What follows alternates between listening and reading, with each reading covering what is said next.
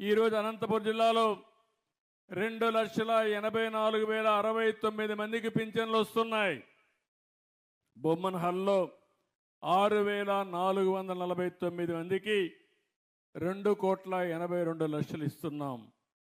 నెమకల్గమలో 306 మందికి 13,85,000 నెలకు పింఛన్లు ఇచ్చే పరిస్థితి తీసుకొచ్చాం. ఇలాంటి కార్యక్రమాలు చేసి ఎక్కడికక్కడ మీరు ఒక్కసారి చూస్తే ఎక్కడా దేశంలో మరిగి ఇవ్వడం లేదు.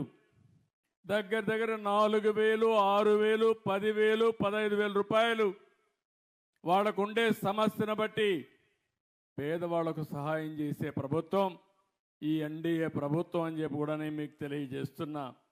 మీరు ఇక్కడ ఉన్నారు, పక్క రాష్ట్రం కొద్దిగా బార్డర్కి వెళ్తే కర్ణాటక వస్తుంది. మీరందరూ కూడా కన్నడలోనే మాట్లాడుతున్నారు. ఈరోజు మీరు ఒక్కసారి చూసినప్పుడు కర్ణాటకలో 1,200 ఇస్తారు. నేను ఇచ్చేది 4,000 రూపాయలు ప్రారంభమే. పక్కన బార్డర్ దాటితే 1,200. మీకు ఈ వ్యత్యాసం కనపడతా ఉందా లేదా అని మిమ్మల్ని అడుగుతున్నా.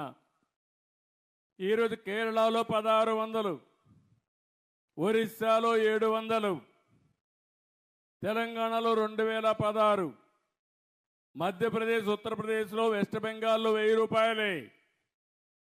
అంటే పేదల పట్ల ఏ విధంగా ఆలోచిస్తున్నాం?